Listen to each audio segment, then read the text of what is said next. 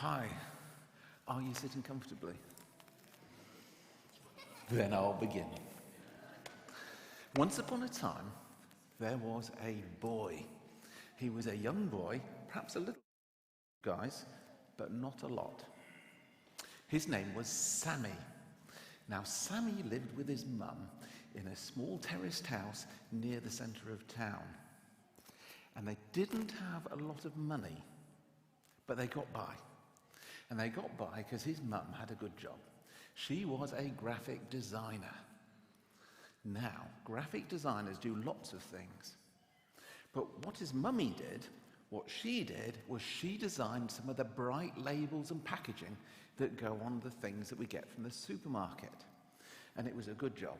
And our story starts at the end of a long year. And that was a long, hard year because his mummy was saving up for something important. And at the end of the year, she bought a huge computer screen. It was this big, and it was this tall, and she needed it for her work. Now, his mummy worked from home. So they didn't have an office at home, but she worked from her bedroom. So she took this big computer screen and she hung it on the wall above the desk where she worked in her bedroom. And she said to Sammy, "Sammy," she said, "this is very important. You must not go in my room, and you must not touch this computer screen." And Sammy said, "Yes, Mum, that's fine. I won't touch your computer screen." But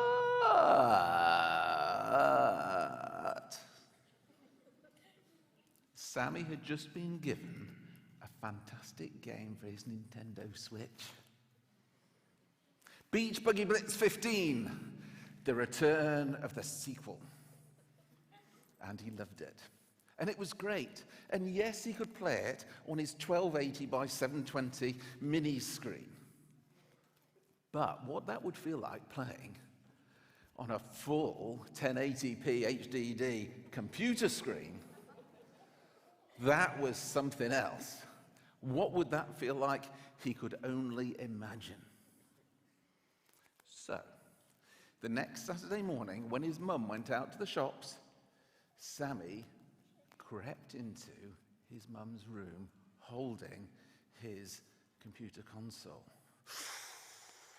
Now that was naughty, wasn't it? That was very... I hope you guys don't do anything like that. Because when your mummy says to do something, you've got to do it. But Sammy was only thinking about this game.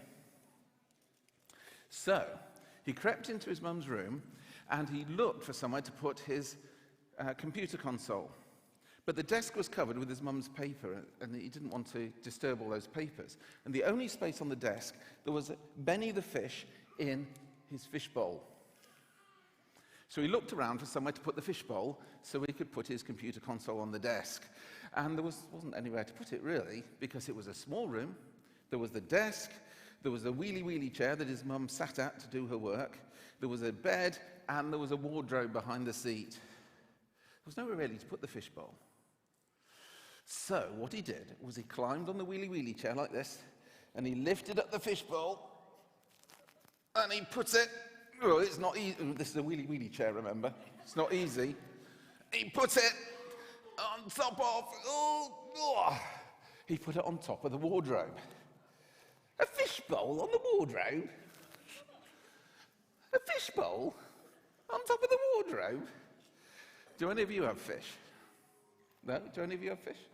You have fish, do you? Do you put your fishbowl on top of the wardrobe? No, because you're cleverer than Sammy, aren't you? Yeah. The top of the wardrobe is no place for a fishbowl. And later on in the story, we'll see why the top of the wardrobe is no place for a fishbowl.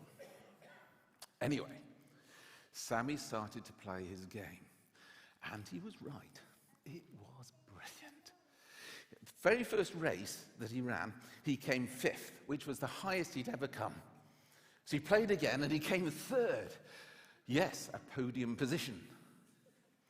Then he thought to himself, I'm going to try a championship and see if I can be champion of the whole world. So he set about this championship, which was 10 races, one after the other.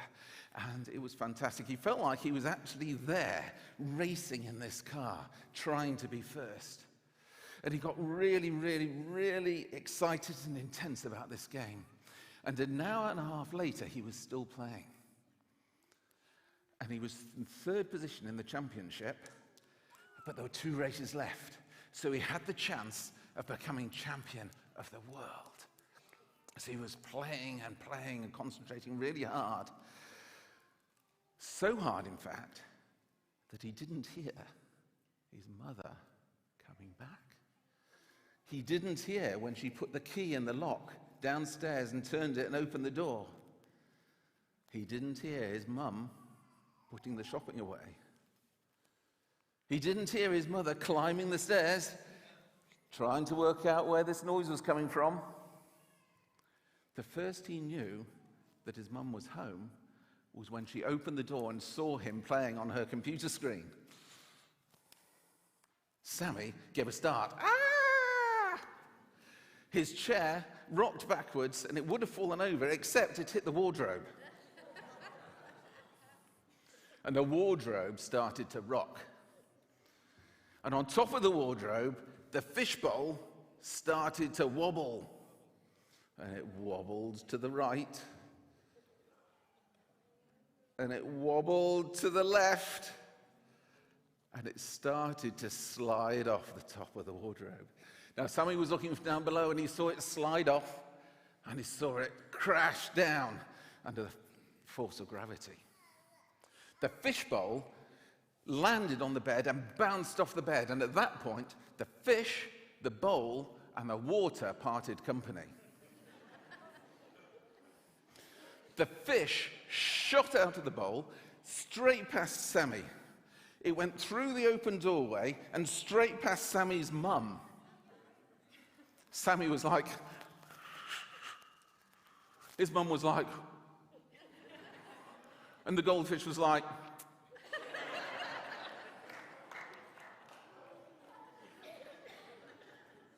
you can practice that at home over lunch, but not with your mouth full. Complete disaster.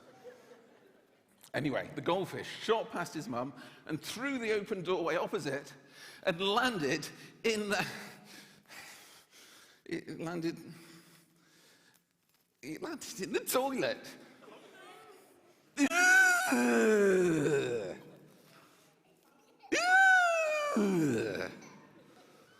Anyway, the fish landed in the toilet, but the bowl bounced off the bed and was heading straight for his mum's new computer screen. And Sammy watched it, almost like slow motion, as it bounced from the bed and headed towards the computer screen, straight for the middle.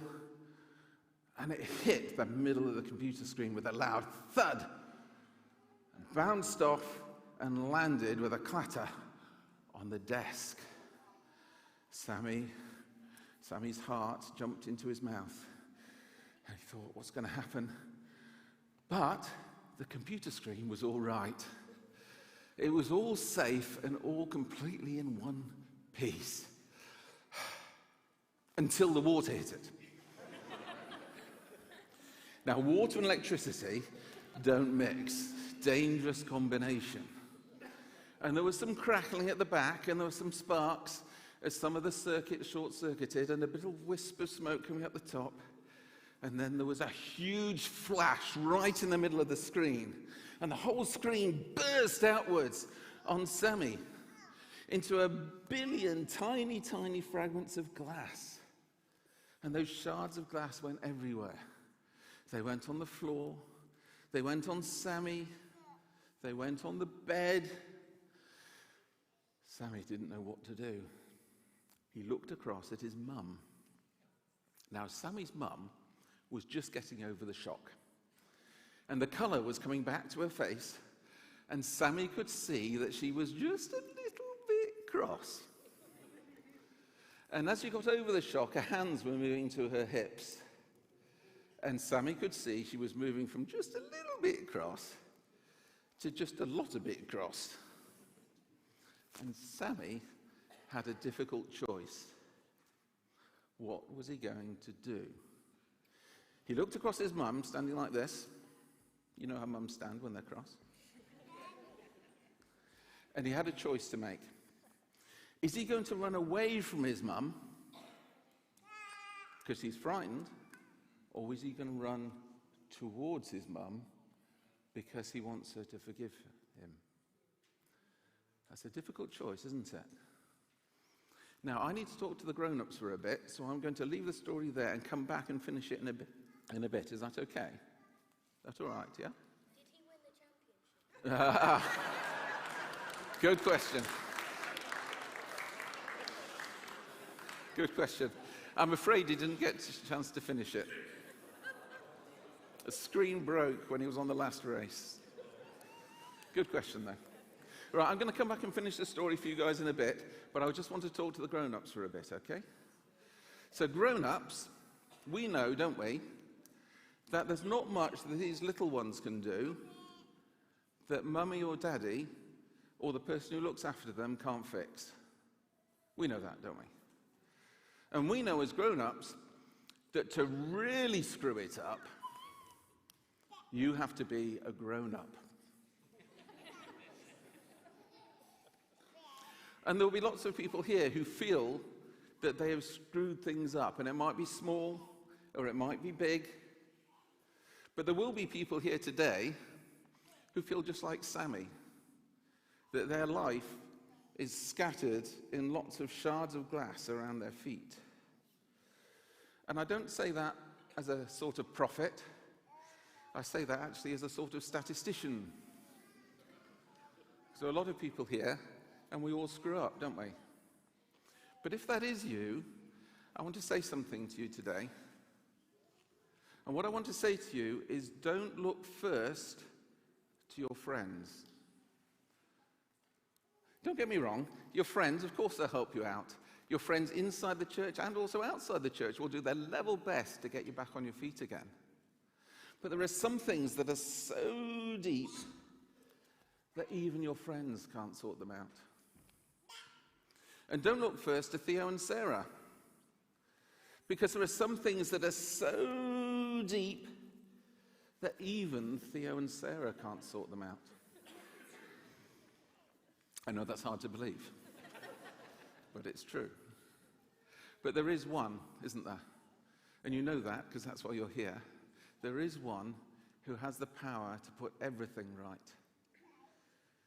But first, you've got the same choice as Sammy. Because for us, it's God standing at the door. But I've screwed up. Well, are you going to run away from God? Or are you going to run towards God? And that's the choice that we all face, because we do all screw up at times. If you run towards God, I can tell you two things that God will do. Firstly, he will not reject you. Now, I know that from my own life, but also Jesus made that very, very clear. He said, he who comes to me, I will never, Greek ume, emphatic negative, just not going to happen. I will never drive away. And God won't reject you if you come to him. That's Jesus' promise in the Bible. And the second thing is, he will show you a way through. He won't necessarily put things back the way that they were, because he doesn't always work like that, but he will show you a way through to a good life. I mean a really good life, a life where not only can you get by, but you can even be a blessing to other people. And he'll walk with you through the difficult bits. And remember, when Jesus walked on this earth, he had quite a few difficult bits to walk through. And he'll walk through with you through the difficult bits into this good life that he's got stored up for you. What can you expect from us in the church, apart from practical help?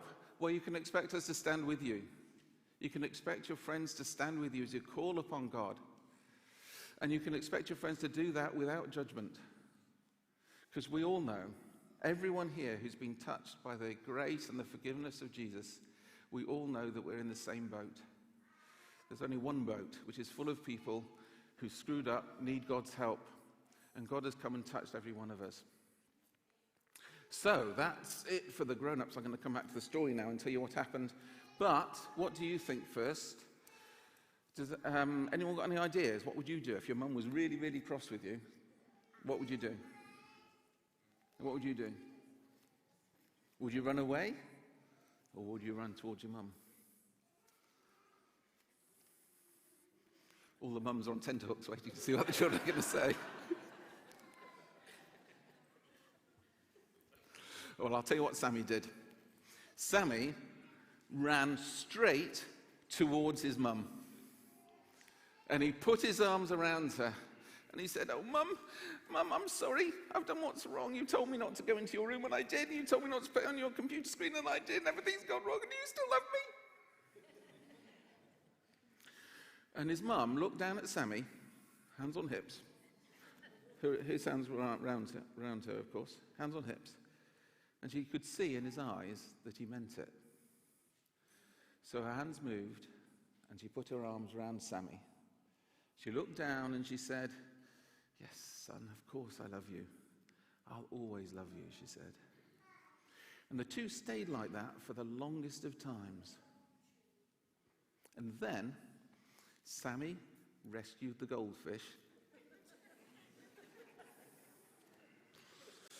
And then he went downstairs and he got the dustpan and brush, and the two of them together started work clearing up the mess. And that's the end of the story.